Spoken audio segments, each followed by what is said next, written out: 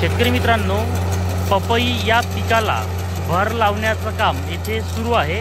आता पाहू शकता येथे भर लावण्याचं काम हे एका यंत्राद्वारे सुरू आहे। याला आपण बॅक रोटरी सुद्धा म्हणू शकतो, परंतु हे बॅक रोटरी नसून हे वेगळं आहे। पाहू शकता हे तर याचा फायदा असा होतो की पहा आता इकडे की हे जे पपईचे झाड आहे तर याला वरती माती हे फेकण्याचं काम इथे सुरू आहे।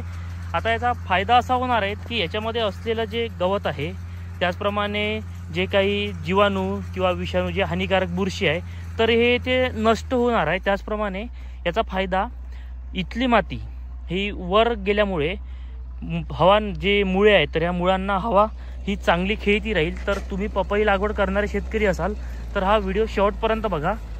आता मी तुम्हाला हे यंत्र दाखवतो नेमकं कशा प्रकारे हे काम करतं। हे छोट्या ट्रॅक्टरवर येथे हे सुरू आहे, पहा इथे हे छोट्या ट्रॅक्टरवर येथे सुरू आहे। हे यंत्र कशा प्रकारे काम करतं पहा। तर अशा प्रकारे हे यंत्र असतं, छोटंसं यंत्र आहे आणि हे अशा प्रकारे हे पूर्ण माती ही अशी वर फेकतं पहा।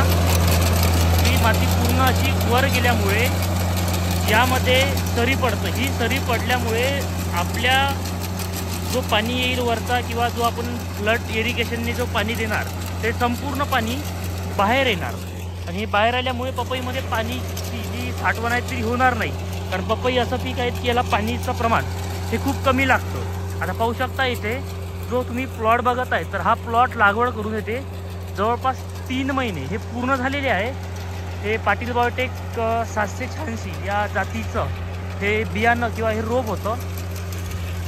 सांगण्याचं तात्पर्य म्हणजेच आपण जे येथे यंत्राने जे बेड मारलेले आहे तर या बेडचा फायदा एवढा मोठ्या प्रमाणामध्ये किंवा चांगल्या प्रमाणात होणार आहे की जे याच्यामध्ये आपण खताचं नियोजन करणार, पाणी व्यवस्थापन करणार, त्याचप्रमाणे उत्पादन घेण्यासाठी ज्याप्रमाणे झाड तयार करणार तर हे खूप चांगल्या प्रमाणामध्ये तयार होणार आहे किंवा डेव्हलप होणार आहे। येथे पपईमध्ये टरबुजाची लागवडही केलेली होती आणि ही टरबुजाची लागवड केल्या असल्यामुळे जे काही 2 ते 3 महिन्यापर्यंत जे काही याला खताचा पुरवठा झालेला आहे तर हा खूप जबरदस्त झालेला आहे। तर तुम्हाला ही माहिती कशी वाटली किंवा हा जुगाड कसा वाटला मला कमेंटमध्ये सांगा। अशा प्रकारे हा सुरुवातीचा बेड असतो आणि नंतर त्यावर अशा प्रकारे रोटावेटर किंवा हे बॅक रोटरीने करून हे संपूर्ण माती अशी वर फेकल्या जात आहे।